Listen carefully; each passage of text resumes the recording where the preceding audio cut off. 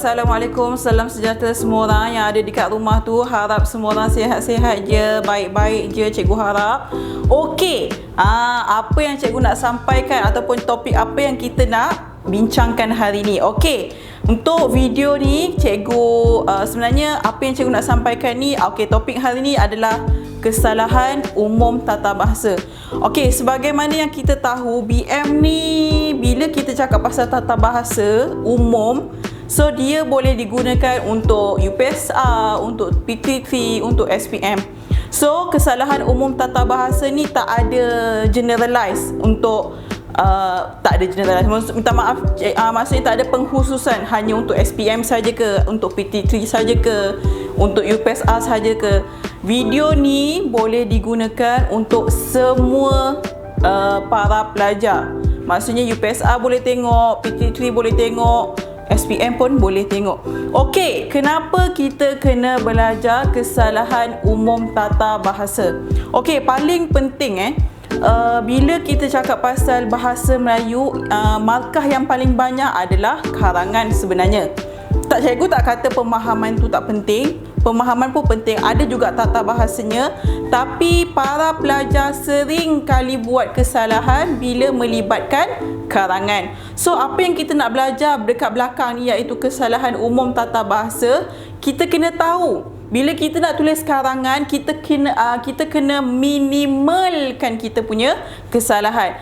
Tak mungkin kalau awak tulis karangan awak akan zero kesalahan. Tak mungkin. Mesti ada juga kesalahan. Kadang-kadang awak macam tak perasan ke, ataupun awak tak tahu ke. So bila kita belajar hari ni mengenai kesalahan umum tata bahasa, at least awak tahu dan awak minimalkan kesalahan tu. Oh, saya pernah dengar Cikgu Syafia pernah cerita kat dalam video ni.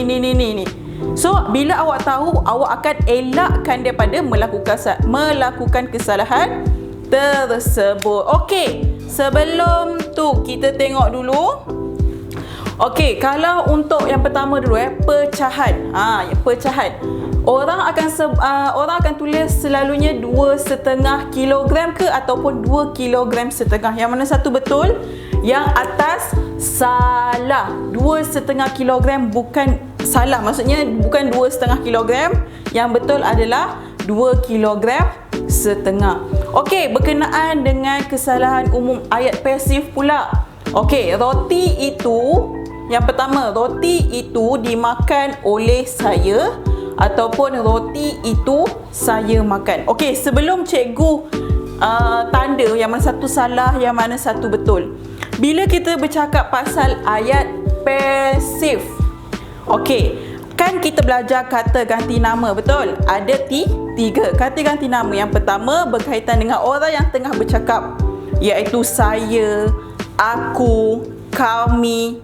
Kalau kata ganti nama yang kedua adalah orang yang awak tengah bercakap, iaitu awak bahasakan diri awak dengan orang tu apa? Awak, anda, itu adalah orang yang kata ganti nama diri yang kedua. Kalau kata ganti nama diri yang ketiga pula, orang tersebut tidak ada dalam conversation tersebut ataupun dalam perbincangan awak berdua. Ianya orang ketiga yang awak tengah bincangkan. Contohnya mereka, beliau, baginda. Okey, maksudnya dia tak ada dekat situ. Dia tak ada tengah awak, tak ada dalam awak punya, orang kata, bersembang tu. Awak faham So, kat sini cikgu nak cakap bila berkaitan dengan ayat pasif, okey, oleh. Contohnya, ikan itu dimakan oleh ayah. Okey, jawapannya betul. Sebab dioleh ni hanya digunakan untuk kata ganti nama diri yang ketiga sahaja. Faham? Imbuhan maksudnya dioleh ni hanya untuk kata ganti nama diri yang ketiga sahaja. Yang selain tu tak boleh guna dioleh untuk ayat pasif. Dia kena guna biasa punya. Okey, mungkin awak tak faham. Okey, cikgu cerita dekat sini. Contoh Roti itu dimakan oleh saya. Okey, kita tengok dekat sini. Dimakan oleh. Ini yang cikgu kata oleh. Tapi saya ni adalah kata ganti nama diri yang pertama. Cikgu kata tadi oleh hanya untuk kata ganti nama diri yang ketiga. Sebab tu yang atas ni salah. Sepatutnya jawapannya adalah roti itu saya makan, bukan roti itu dimakan oleh saya. Faham semua orang? Cikgu harap awak boleh faham. Okey, yang kedua. Roti itu mereka makan. Okey, kita tengok dekat sini. Mereka ni adalah kata ganti nama diri yang ketiga. So, oleh tak ada guna dalam ayat ni. So, jawapannya salah. Sepatutnya jawapan yang betulnya adalah roti itu dimakan oleh mereka. Dengan oleh.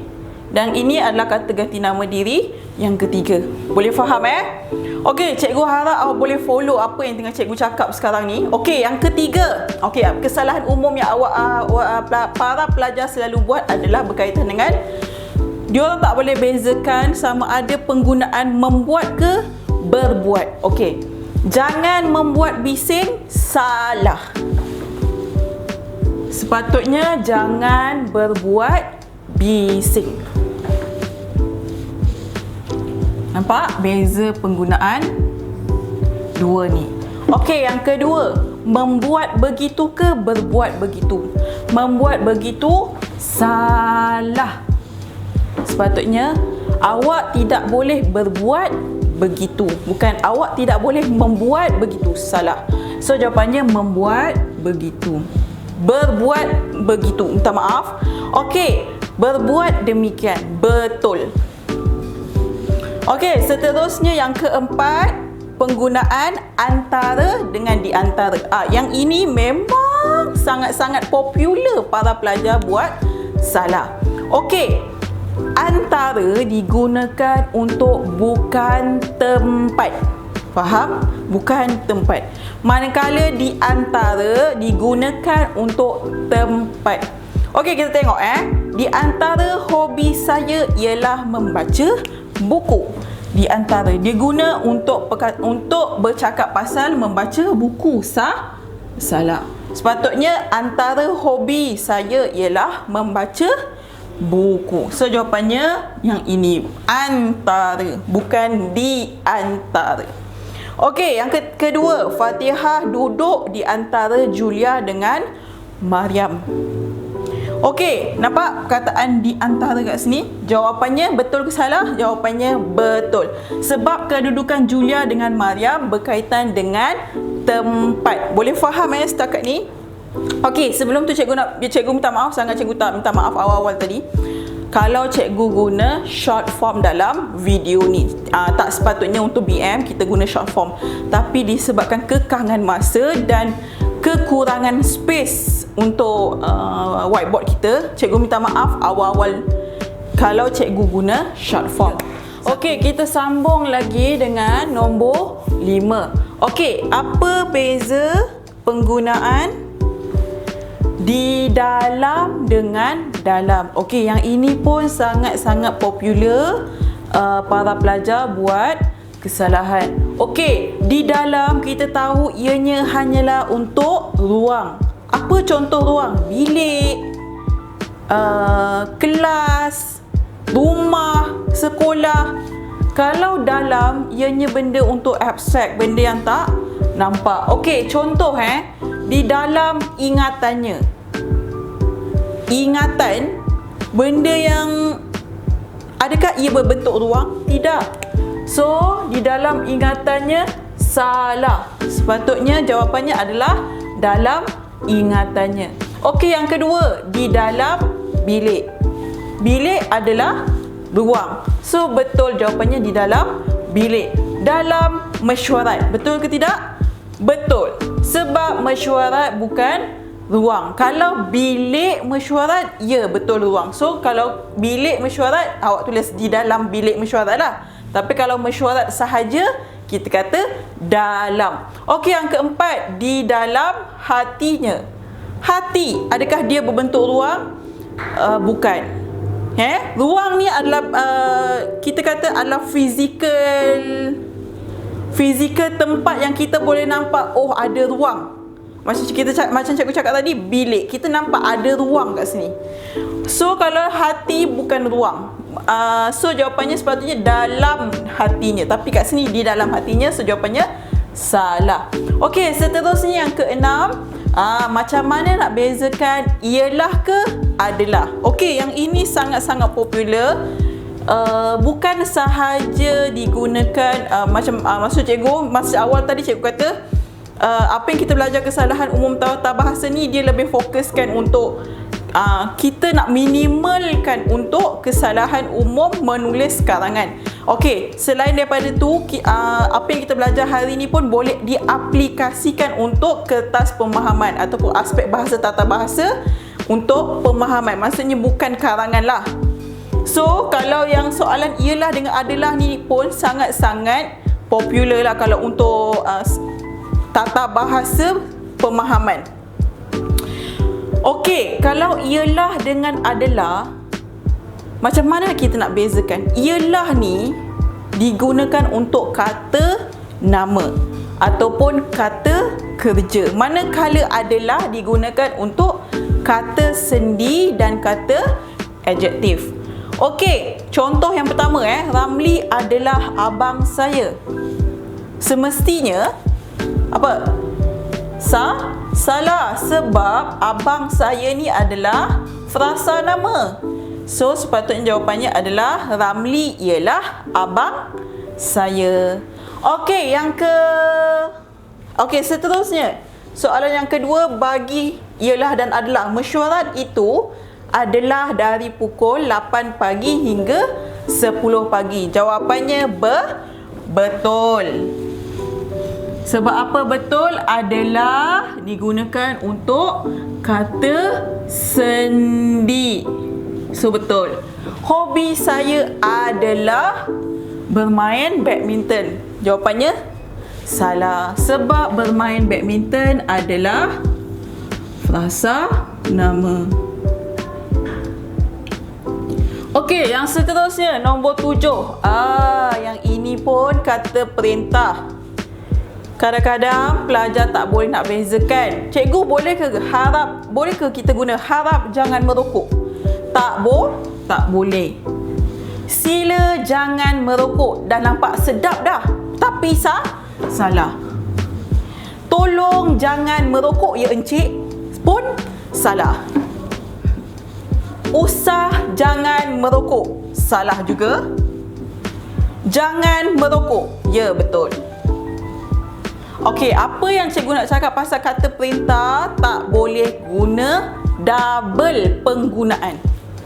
Harap dengan jangan, dua-dua adalah kata perintah. Sila dengan jangan, dua-dua adalah kata perintah. Tak boleh guna dua, guna satu saja. Tolong dengan jangan, dua-dua adalah kata perintah. Usah dengan jangan pun dua-dua adalah kata perintah. Sebab tu kita hanya gunakan jangan merokok. Boleh faham? Okey, kita sambung balik nombor 8. Okey, apa beza penggunaan imbuhan men-i dengan imbuhan men-kan? Okey, beza imbuhan men-i untuk digunakan orang. Digunakan untuk orang. Manakala men-kan untuk benda. Okey, cikgu selalu masuk kelas, cikgu akan selalu ingatkan para pelajar macam mana nak ingat men-i untuk orang, men-kan untuk benda. Okey, men-i, nampak?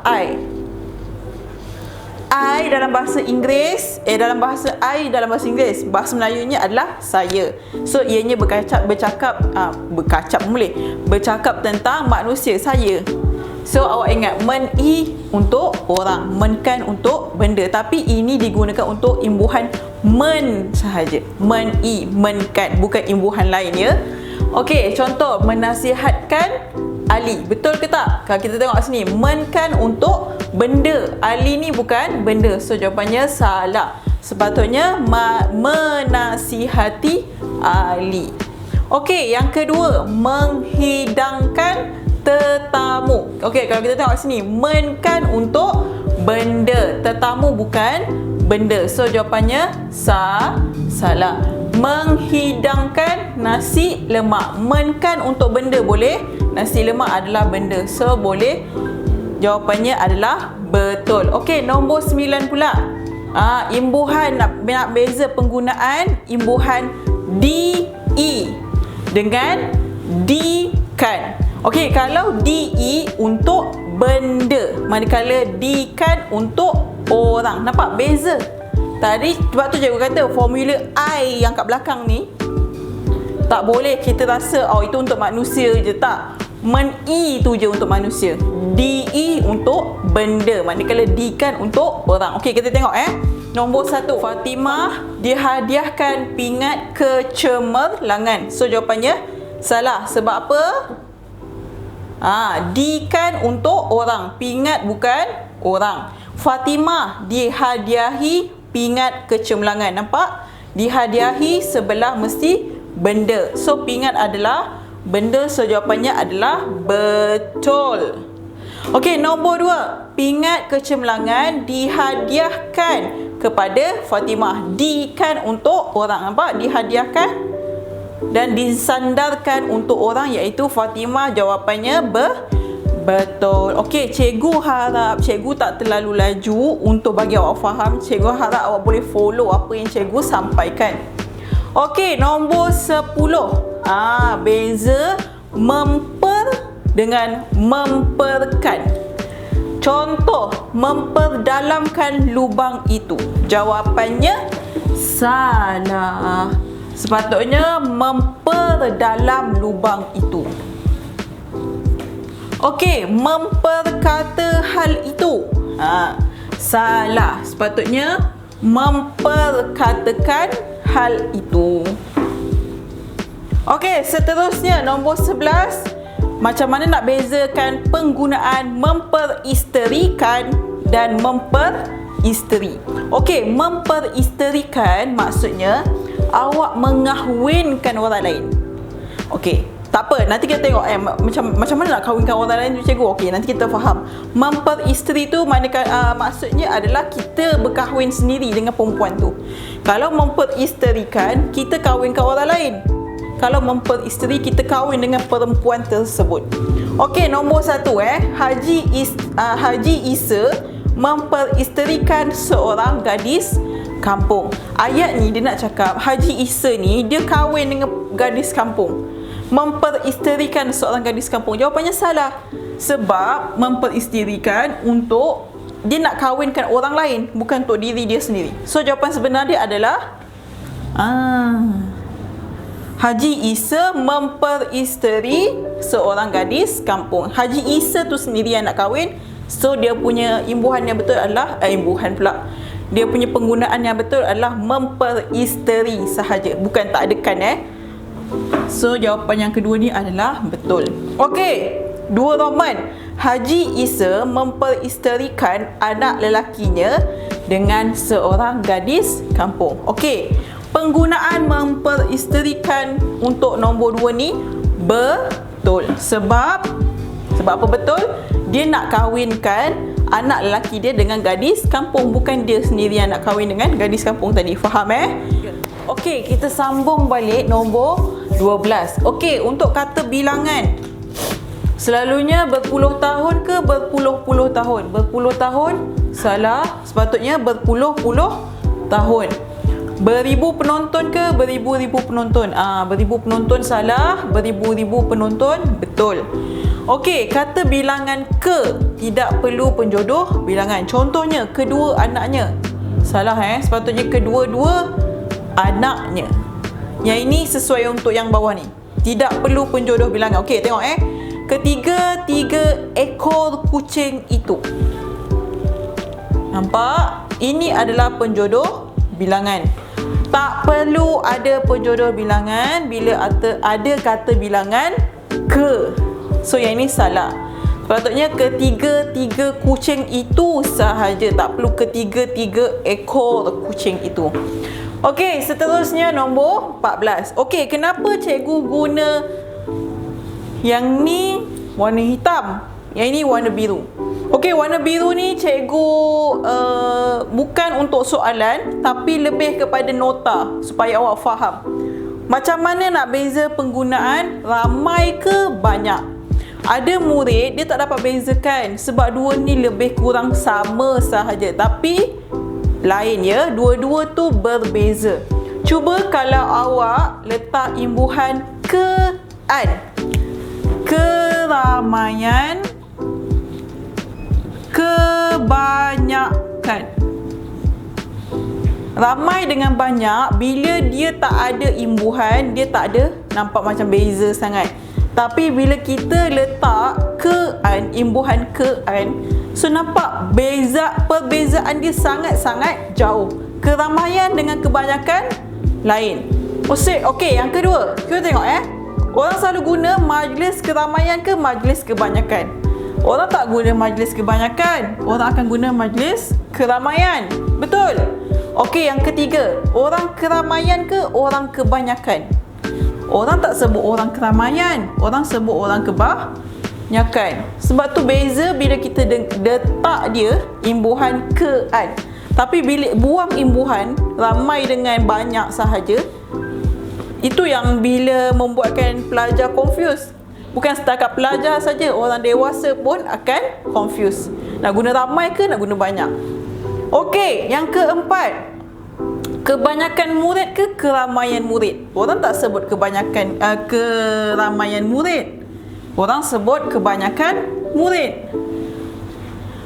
Okey, cuba kalau kita tengok dekat apa nama ini? Pantun. Banyak udang, banyak garam, banyak orang, banyak ragam. Cuba kalau kita tukar banyak dengan ramai, sesuai ke? Ramai udang, ramai garam. Ramai orang, ramai ragam. Kan tak sesuai tu. Sebab kita dah biasa dengar pantun ni banyak udang, banyak garam, banyak orang, banyak ragam.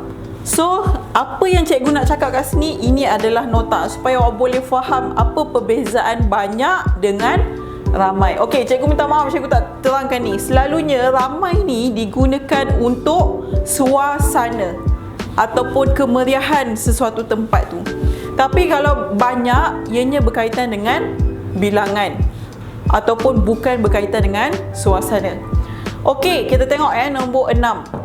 Orang akan yang ini sekadar nota je Orang ramai ke ramai orang? Okey. Dua-dua betul, tapi dua-dua tu dia punya penggunaannya lain. Ramai orang bermaksud ramai. Macam tadi, ramai orang maksudnya ramai berkaitan dengan suasana kan, sesuai untuk ramai. Kalau awak pergi stadium kan, meriah tak stadium? Sesuai lah, ramai orang di stadium. So, ramai orang beza. Orang ramai pun beza. Orang ramai adalah orang kebanyakan. Bermaksud orang kebanyakan. Okey, seterusnya, banyak dengan ramai. Banyak selalunya kita tahu jumlah dia. Contohnya pelajar. Terdapat banyak pelajar di padang sekolah. Kita tahu berapa orang dekat padang sekolah tersebut. Contohnya macam 200 setengah. Tapi kalau ramai, kita tak tahu jumlahnya. Terlampau individu yang berkumpul di suatu tempat itu terlalu ramai. Maksudnya kita tak tahu berapa jumlahnya. Contoh macam cikgu cakap tadi, stadium ataupun dekat masjid-masjid besar. Contohnya macam dekat Masjidil Haram ke, itu ramai, bukan banyak. Banyak ni kita boleh kira lagi, ramai ni kita boleh kata infinite. Kita tak tahu, kita tak boleh tahu berapa jumlah yang khusus. Okey, sekarang ni cikgu dah bagi awak nota. So cikgu dah bagi awak sedikit soalan. Okey, yang mana satu betul, yang mana satu salah? Tadi cikgu baru terangkan. Ramai orang dengan banyak orang. Ramai orang menonton konsert Jom Heboh itu. Kalau awak rasa ramai dengan banyak, yang mana sesuai? Ramai macam cikgu tadi, meriah ataupun suasana. Dia lebih kepada suasana ataupun kemeriahan sesuatu tempat tu. So jawapannya yang sesuai adalah ramai, bukan banyak.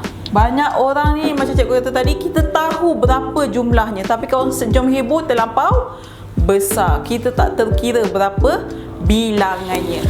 Okey, terima kasih kepada semua pelajar yang sudi menonton video cikgu dari A sampai habis, dari A sampai Z, dari awal sampai habis.